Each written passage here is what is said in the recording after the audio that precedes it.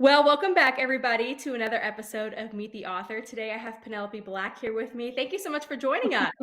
Thank you for having me. So excited that you're here. I always like to start these author interviews with really simple, easy questions just to kind of break the ice. So, I have to know, are you more of a dog or a cat person?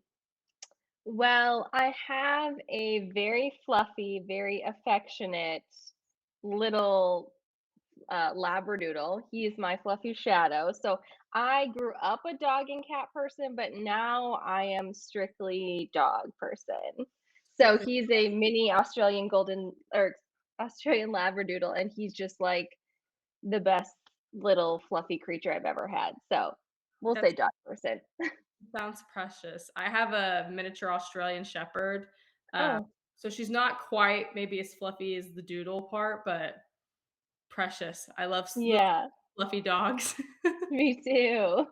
Absolutely, they're the best. Well, I always like to do these interviews, so obviously, we're going to talk about some of your books and your most recent book, but I like to talk about, authors too, kind of you guys. So, kind of just for people who maybe haven't ever heard of your books or don't know a ton about you, just kind of introduce us to who are you, Penelope Black? What was your journey like, kind of to where you are and how you're writing now? Sure. So I am a so far why choose romance author. Never say never, right? But I actually started this author journey sort of by happenstance. I was on the back end of the publishing side where I was editing. I have a background in editing and marketing. And so after many gentle nudges by some dear friends of mine to cross that sort of bridge into authorhood, I took that sort of leap of faith and published my first book in October of 2020. And my philosophy for writing has never really changed, or has not changed yet, I should say, is I'm always writing these stories that I am like dying to read. And not that there is, I'm not saying that these are the only types of stories out there. They're not that, unique or whatever, but I'm just always searching. I'm a mood reader by heart. So you can catch me reading like a romantasy one day and like a sports romance and then a rom com like consecutively 3 days in a row sometimes. But sometimes you ever get that feeling you're like, "Man, I could just really go for a really good single dad nanny romance," you know?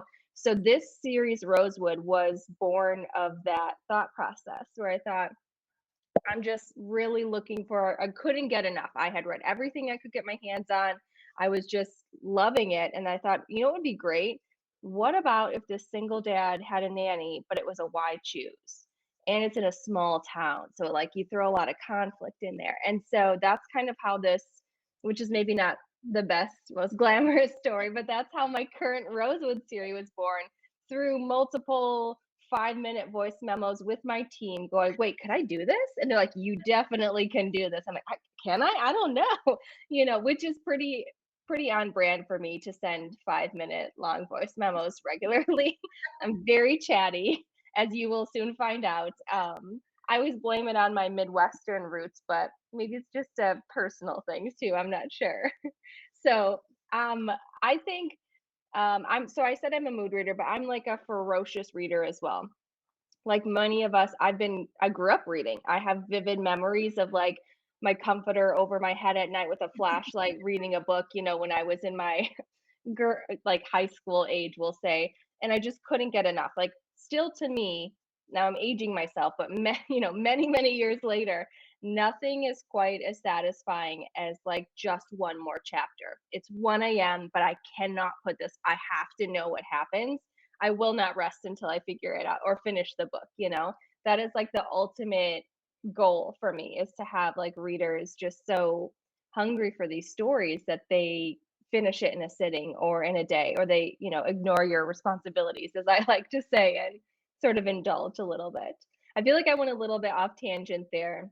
I'm sorry. So, like, if there's something I got to circle back on. I love it, but no, I think that's perfect too, especially, like, as readers. When you get sucked into, just such a good book, you're sitting there and you mentally in your head, or at least, like, for me, I'm like, "Okay, I need to do this, all these things today." Then I'm like, "Okay, if I just read, like, 1 or 2 more chapters, then I can push this back to this time, and then this to this point," and then it's like Right. 3 hours later and you're like, okay, what do I actually need to get done today? Right. Like, what's the final? Or I do this thing where I make like deals with myself, like, oh, unloaded the dishwasher, washed the dishes.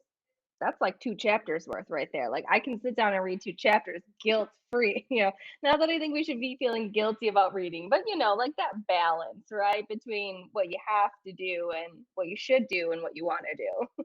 Totally, I understand that, and I this year recently got into audiobooks because 'cause I'm the same way, so it's like now I can do the dishes and have Yeah. my book still.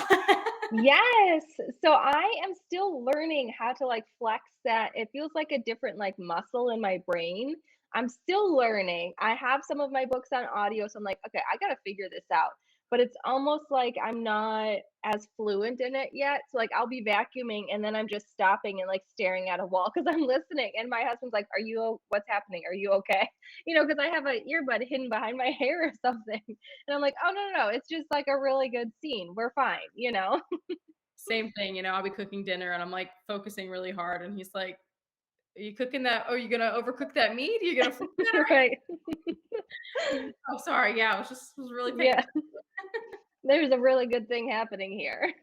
That's awesome. Well, obviously now, like you said, you went from editing to now as an author, but what kind of, was it your love of reading growing up that sparked you wanting to get into, the book world? Kind of what was that journey like for you going from, okay, in high school I love to read to how did you kind of get into editing and then eventually, switch over to being an author? Yeah, so I think when I have these like moments in my college career where I remember thinking like, God, these reading assignments are brutal, right? Like you have to do them for whatever reason, and they take so much time. And I remember thinking, I wish I could just have a job where all I like. I wish I could just live. Someone would pay me to read romance books. Like, wouldn't that be the dream, right? And so I thought, how could I really do that? And I couldn't really think of a great way. So I sort of continued on in my life and did a lot of what I now refer to sort of tongue in cheek as like soul sucking jobs. Like they did not fulfill me, but they paid my bills. And that was where I was at. And then I started a position in like a huge marketing role, and it lended back to like some journalism roots that I had. And I just sort of very organically was searching for books to read. I think back when, many years ago now, back when like Facebook groups were not as popular as they are now.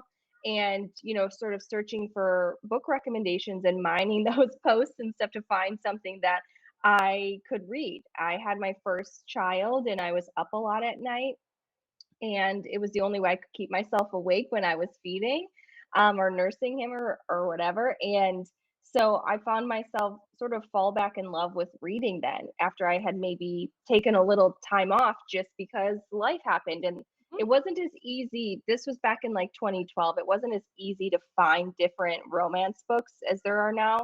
And I felt like I gobbled everything up I could get my hands on. And then I just sort of, as you do in this wonderful community, is you make friends. And I made a lot of really wonderful friends who I'm so lucky that I still call a friend today. And they sort of were in a pinch and they needed someone to help them with editing and proofreading. And I'm like, you know what? I think I could probably help you. Like, let's just see it. You need some help and we'll do it. And so this sort of side company bloomed from that. And before I knew it, I was helping different authors and working with them behind the scenes, and I really enjoyed it. But then the pandemic happened, and I'm sure everybody remembers. It's like one of those things where I feel like for the rest of our lives, we're kind of going to remember where we were or what was happening in our lives when everything sort of shut down. And I had to pivot, and I had to pivot really hard. And so, thankfully, my husband's like, I believe in you. You can do this. Like, if this is what you want to do, then let's just do it. And he's always been my biggest champion. I have a pen name. This is my pen name. He's in education. So I'm like, let's give ourselves this buffer. But it was a moot point because as soon as I hit publish and my first book was live on Amazon, he was shouting it to his students. He's a college instructor. So he was shouting, he's like, my wife wrote a romance book. You guys should read it. So like the whole idea of having a buffer with a pen name totally went out the window. But we love that. We love a supportive Oh kid or partner in general, right? And so it seemed really scary. I'm not going to lie. That jump seemed really scary. I didn't know how to write a book.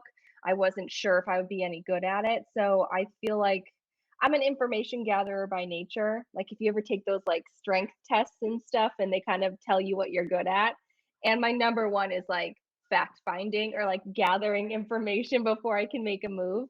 So I took some classes and I studied different ways of craft and I kind of went back and dug into like my journalism stuff that I had sort of put to bed a while ago and just really haven't stopped learning. I like to think of it that way. Like I feel like I'm always sort of learning and improving and trying to just be like the best or the increase my be the best version of myself every day, I guess, show up in different ways for myself in this as a business. I feel very fortunate though. I just can't, I always say it. I know people are probably get tired of hearing it, but I just feel so grateful and so thankful to have such amazing readers and friends in this community who continue to show up for me. Every release day, I always think like nobody's going to read it, everybody's going to hate it, like it's just this horrible like anxiety spiral. It's it's like an inferiority thing, and my readers just continue to shut that little voice up basically. They show up for me, they slide into my DMs, which I love. I always welcome anyone to slide into my DMs, especially as you're reading or like when you hit those sort of notorious cliffhangers. About to I say, love that. people like to leave people dangling at the end of I those know. readers, especially I get to the end and you're like, really? I I know. Especially, I feel like with the most recent, Rosewood book, the book one has a big cliffhanger, but then you get to the end Uh-huh. of book two, and you're like, I think I'm safe. No, not I safe. know. What's so silly too is for whatever reason, I thought book one's cliffhanger was worse than book two, and I've been told unanimously that I am incorrect. So, I don't know. Maybe it's I because mean, again, you did like the big one in book one. I think, which it's our own fault, but it like lulls us into a sense of security that we're like, she did it to us once. She's not gonna do it again. right. But like if anyone has been here with me for a while, like it is pretty, I mean, I have been dubbed with affection, I like to think, as a cliffhanger queen alongside my little sash of a slow burn queen, right? So I'm like, this is pretty standard. It's like on brand for me. Like with my other series, they were cliffs. And maybe it's because this isn't as like dark romance. It's not as suspenseful as my other series where I'm like, well, we still have to have like a nice cliffhanger though, right? Like it keeps it interesting. So I don't know. I love it. I love it so much. I hate it at the same time, but Yeah. Yeah. It's that nice love-hate relationship, right? that's awesome. Well, kind of walk me through, what is your process like? I always like to ask this question because I feel like it's so different for each Yeah. author. What is that process like for you when you're like, okay, I have this idea in my head. How am I going to start, going and putting this into my next book? So I think I estimate I start thinking about characters and concept and stuff anywhere from 6 months to a year before I start writing it, which seems really long, but for me, it's not like active thinking. Like I'm already thinking of my next project, but it's like back burner stuff, like just sort of casually in those quiet moments where I'm not currently writing or focused on my current series. I kind of let the characters sort of marinate. So I start thinking about them like 6 to 9 to 12 months, I guess, before I sit down. And then what happens is I do a huge character exploration because I traditionally I write series and I write why choose romance. There is a big cast and minimum four main characters. And I do like side characters. Sometimes side characters get their own books then or their own stories. And I just think, it's great to have a really good supporting cast. And with Rosewood in particular, I wanted Rosewood, the town, to feel kind of like its own character. So I Yeah. did spend time on like developing that as well. So what happens is I sit down and like I spread paper out all over my table and I start plotting and sort of mining characters. So figuring out like their backstories that may never come into play, or maybe it just, has bearing on one chapter in one book in the series.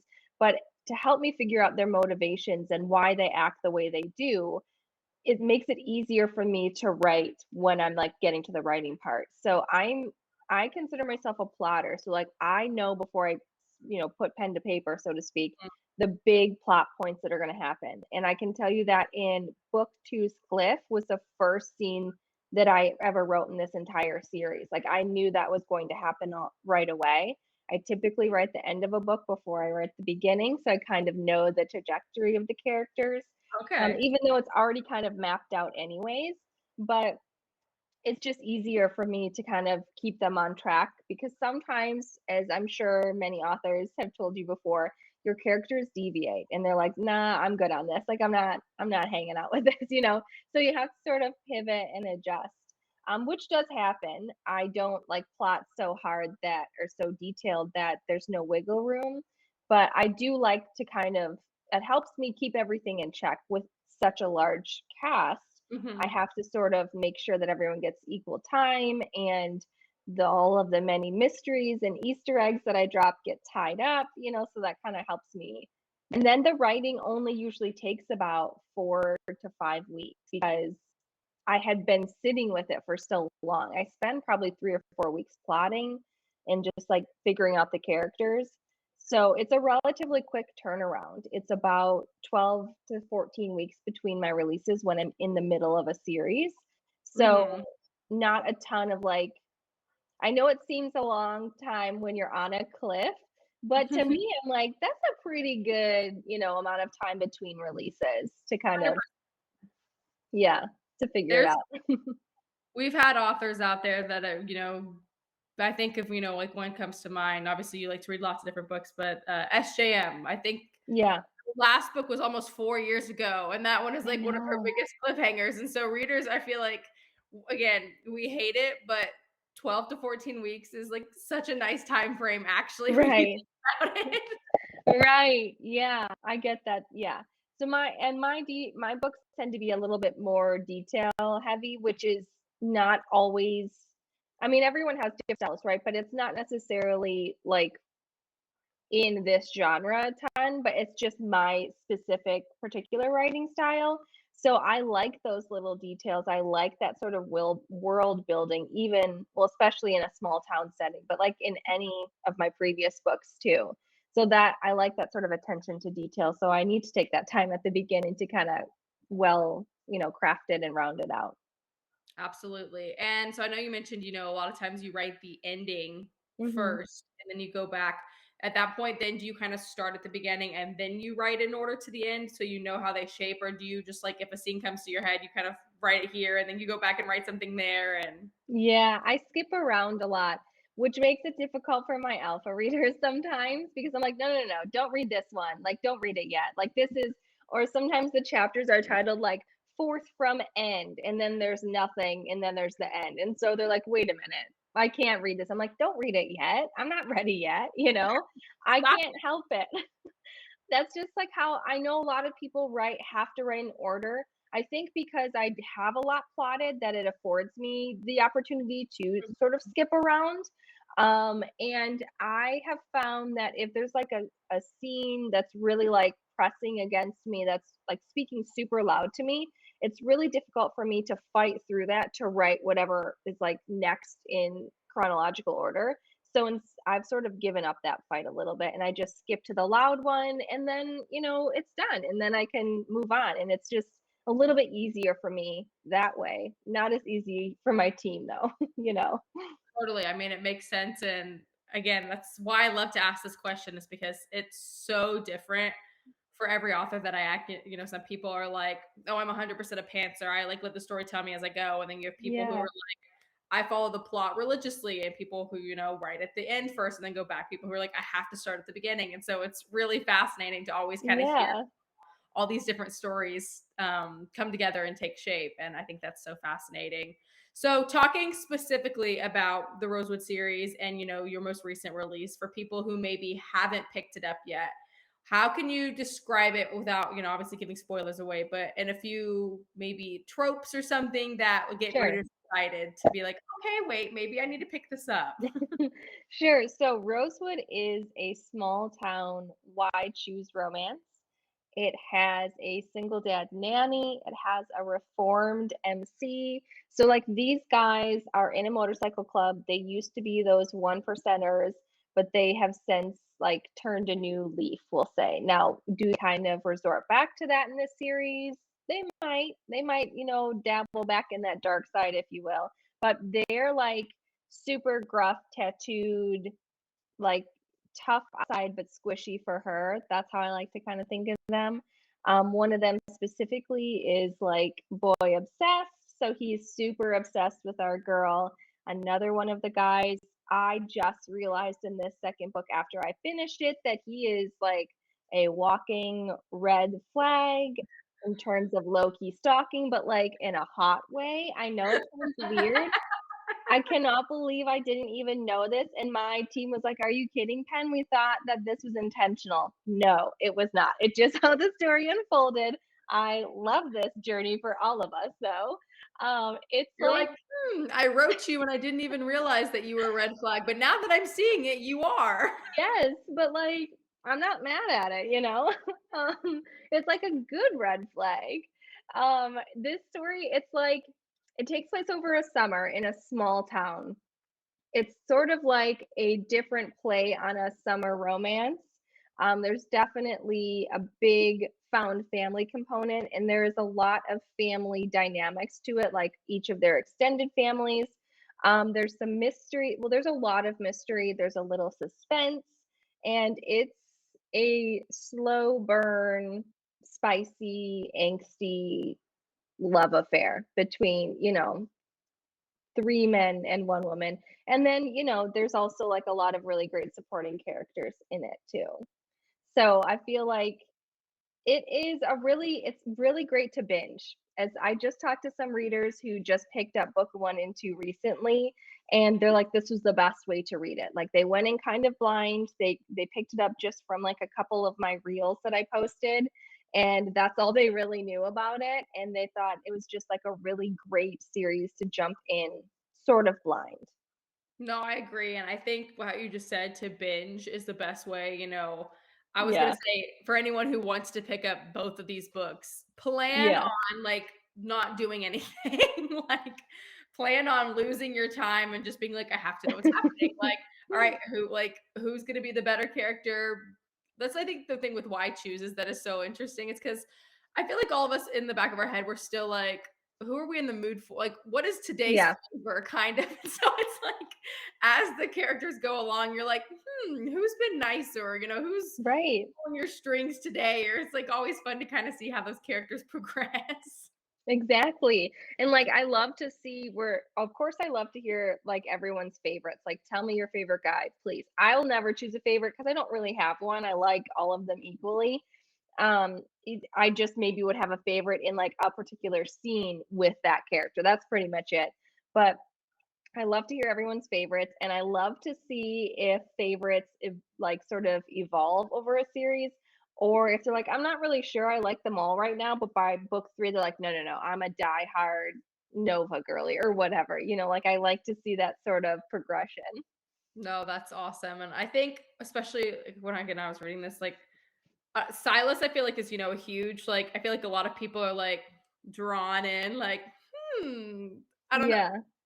appeasing in lots of ways, but so, so good. So, so good. I can't wait. I've been watching, like, when I finished the second book, I went and saw some of my friends, and then my friend Mackenzie posted like her review on it. And I was like, Oh, it's like, she yeah. Yeah, knows. he knows. It's just so fun to like when you see other people, you're like, wait, you just read that book I read. I So know, I love that. text them I'll after. tell you all too before I forget that there is a exclusive bonus Bane chapter coming. What day is it today? Coming on Thursday. So is that what that week after release, we'll say. My days are a little screwed up. Sorry. But there so like it's exclusive to my newsletter. And so if anyone sees this like after, it's still there. You didn't miss it. But tomorrow or that Thursday is like first time you can actually get it. So that should help like ease everybody a little bit off that cliff. Awesome. I love that. So, so good. And, we're kind of getting towards more the end of this. But I want to talk a little bit more just again about the series. And I think what's so fun for authors too, especially in this saying in this day and age seems weird, but like TikTok and social media is very much like a part of being an author now and like Hmm. trying to market your books. How do you like to take, social media? And like you said, people who pick up your books from your reels and stuff, how do you like to, use those to draw people in? So I am not gonna lie, I love social media. I've been on TikTok and obviously Instagram for many, many years, and I think it's a really valuable tool. I think it is, for me, proven successful way of reaching my current readers and new readers. I think we live in a society where we are on our phones a lot. We're looking, and especially me, like I'm a mood reader. I have a TBR. I frequently abandon it based on something I see. Like I used to feel bad about that, but I don't really anymore.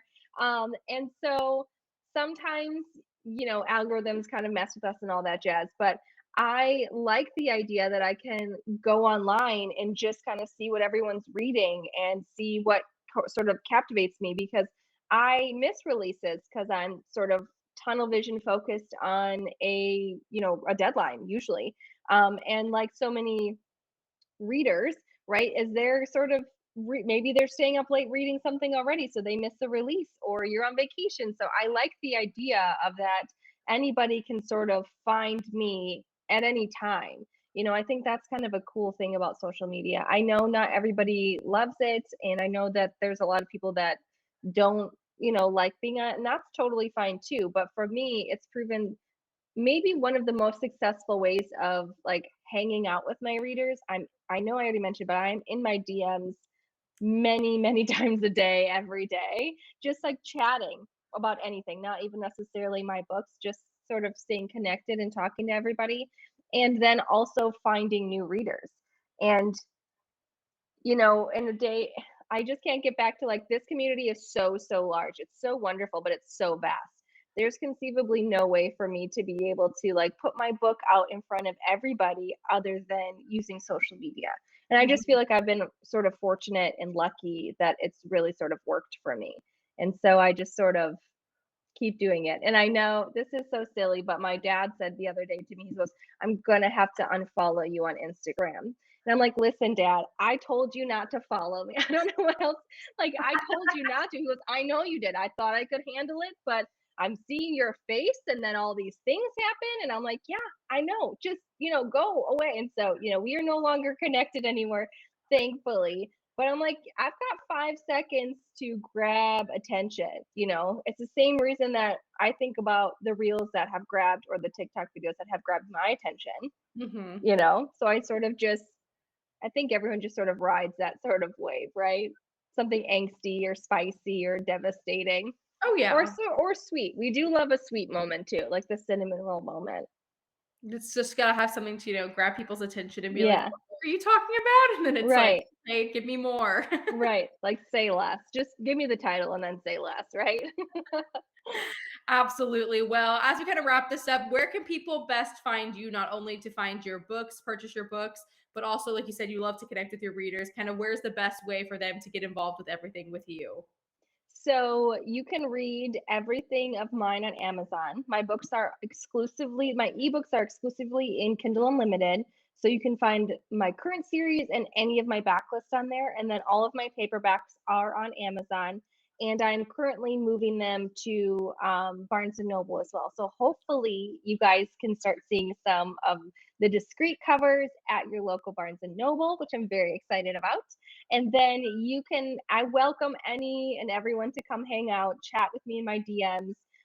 Most easily reachable, probably on Instagram. So it's author Penelope Black. Otherwise, I do have a Facebook group called Penelope's Black Hearts. Sorry, I got that one wrong for a second. It's a nice little play on words, right? And I'm in there a lot too. But or follow me on TikTok, which is Penelope Black Writes. So I feel like I'm pretty accessible. So don't I just, I always encourage everyone to reach out if they want to. You don't have to, obviously. But if you want to slide in there and, yell at me about anything, that's okay too. I'll take that. That's awesome. Well, is there anything else that I haven't asked that you want to talk about or just things you want to touch on before we wrap up today? I think that's all. You can expect book 3, I will say, Midnight Salvation, that concludes our Rosewood series on April 4th.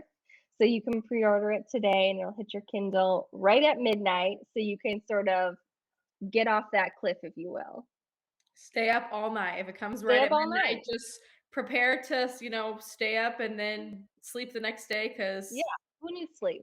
who needs sleep? Responsibilities, we don't have them. Yeah, that's what coffee's for, right? We'll just mainline some coffee and we'll all be fine. Straight in the IV, just caffeine Right. straight. Right.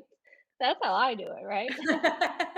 That's awesome. Well, thank you so much again for coming on today. I had so much fun talking with you. And again, everybody can follow her books, follow her on all the places that she listed, and her books are on KU and eventually soon Barnes and Noble too. Yeah. That's so exciting. And thank you again all just for joining us today. And until next time, we'll see you guys here on my YouTube. And if you're joining on Spotify for the next time we're on our Spotify podcast, thanks guys. Bye. Thank you.